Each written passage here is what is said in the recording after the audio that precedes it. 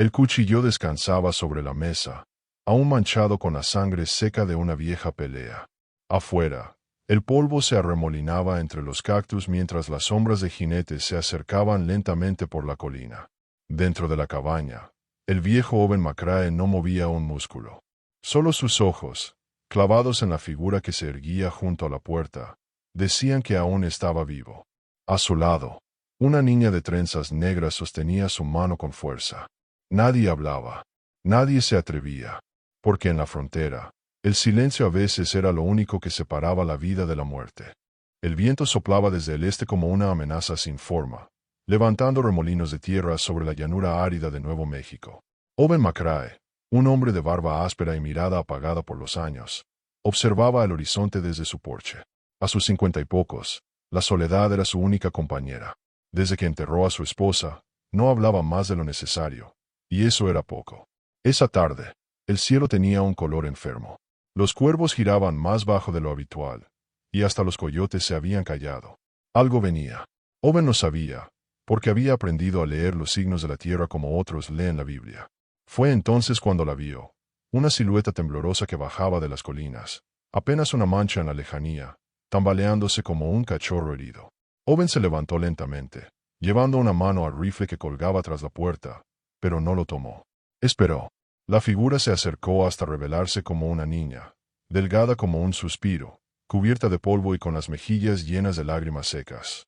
Su cabello oscuro estaba trenzado como lo hacían los apaches. ¿Dónde están tus padres?, preguntó Owen con voz ronca. Ella no respondió. Solo lo miraba como si no comprendiera sus palabras. O quizás no quería responder. Aún así, sus ojos decían todo. Miedo, hambre y algo más, esperanza.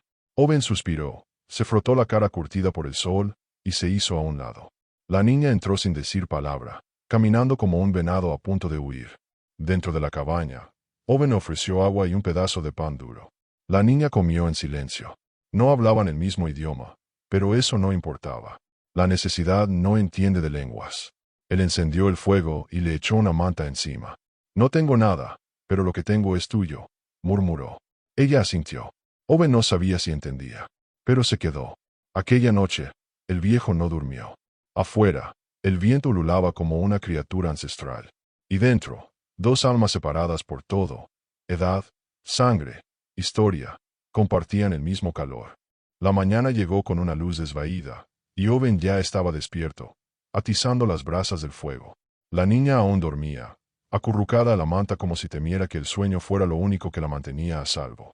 Afuera, el cielo estaba cubierto por una capa de nubes bajas y grises, como si el mundo mismo contuviera la respiración. Owen salió al corral para alimentar a su mula y revisar las cercas. El aire olía a lluvia, pero también a algo más, algo viejo, como cuero mojado y humo de leña. Mientras caminaba por la tierra seca, encontró huellas. Muchas. No eran de vacas ni de coyotes. Eran humanas.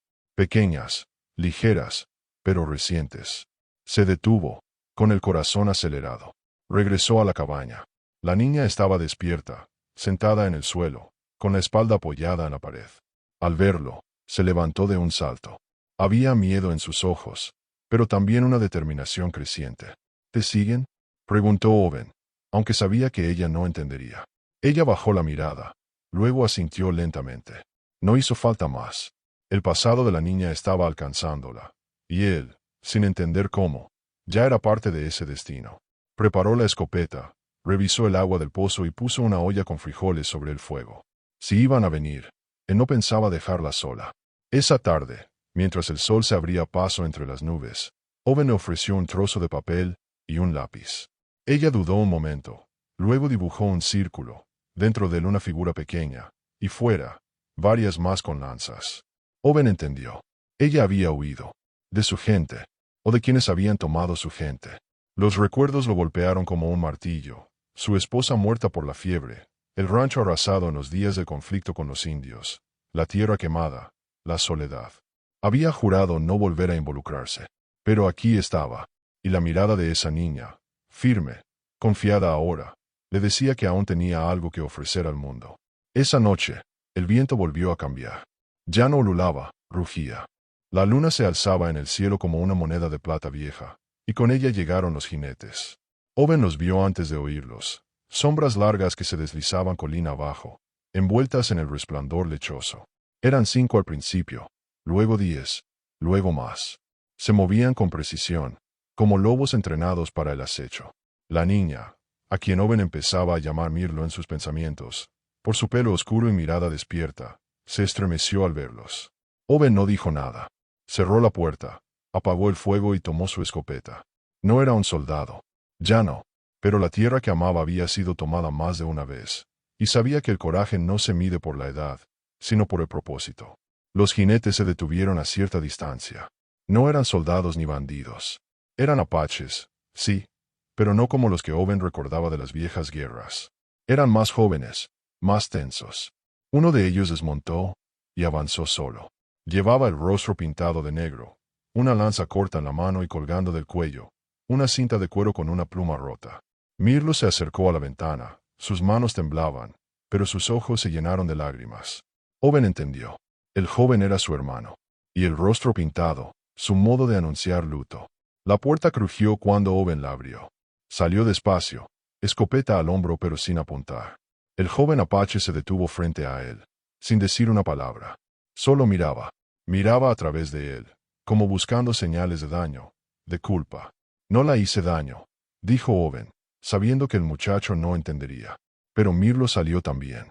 Caminó hacia el joven, murmurando palabras en un idioma que Owen no conocía, pero comprendía por el tono. Paz, regreso, verdad. El joven cerró los ojos, y cuando los abrió, su lanza tocó el suelo. Un símbolo. No había guerra. Los otros jinetes desmontaron. Se acercaron lentamente, con cautela. El aire era denso, cargado de historia y emociones no dichas. Esa noche, Owen compartió pan, frijoles y silencio con hombres que el mundo le enseñó a temer. Y sin embargo, en ese círculo de fuego y miradas sinceras, empezó a ver otra historia. La lluvia comenzó al amanecer. No fue un chaparrón violento, sino una llovizna constante que convertía el polvo en barro y lavaba los silencios de la noche anterior. Owen se despertó con el sonido del agua sobre el techo de lata. Mirlo dormía junto al fuego ya apagado, envuelta en una manta demasiado grande para su cuerpo delgado. Los jinetes apaches seguían allí, apostados bajo el alero, algunos sentados sobre los taludes mojados, otros simplemente observando el horizonte como si esperaran algo más. Ese algo llegó poco después. 2 hombres a caballo, vestidos con chaquetas de lana azul. Colonos. Uno de ellos, Garrison, tenía fama en toda la región, cazador de pieles, dueño de tierras robadas, y de corazón pequeño. Owen frunció el ceño al reconocerlo. Nada bueno traía Garrison. ¿Qué haces con esa india, Macrae? Preguntó desde su montura, sin siquiera saludar. La protegí de la tormenta, respondió Owen, sin moverse. Es una salvaje. Podrías entregarla y ahorrarte problemas. Uno de los apaches dio un paso adelante. Garrison levantó su rifle. Quieto, piel roja, gruñó. No he venido a negociar con tu clase. Owen se colocó entre ellos. Baja el arma, Garrison. ¿Qué? ¿Vas a defenderlos ahora? Escupió el otro. Después de todo lo que nos han hecho. ¿Y tú? Replicó Owen, con la voz como una roca. Después de todo lo que tú les hiciste. Un silencio denso cayó sobre el barro. Garrison bajó la vista un momento. Luego se giró sin decir palabra y cabalgó cuesta abajo. El otro lo siguió, mirando por última vez a Owen con una mezcla de miedo y rabia. Cuando el sonido de los cascos desapareció, los apaches se relajaron ligeramente. El joven con el rostro pintado, hermano de Mirlo, se acercó a Owen y le tendió un amuleto de piedra con una pluma nueva atada. ¿Qué significa esto? Preguntó Owen, mientras la niña traducía con dificultad. Que ahora estamos en deuda, dijo ella, y que vendrán más. Por ella, o por ti. Owen asintió. Había vivido muchos inviernos, pero ninguno con tanto peso como el que ahora se avecinaba. Sabía que ese encuentro no había sido el final. Había sido el comienzo. Pasaron 3 días de lluvia y silencio. Los apaches acamparon cerca, pero no dentro del terreno de Owen.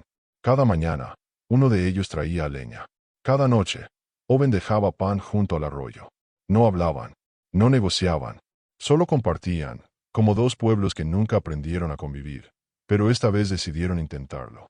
Al 4.º día, el sol volvió a salir. Mirlo, sentada en el escalón del porche, tejía una pulsera con hilos que había encontrado en la cabaña. Owen la observaba sin decir palabra. En su pecho, algo antiguo se removía.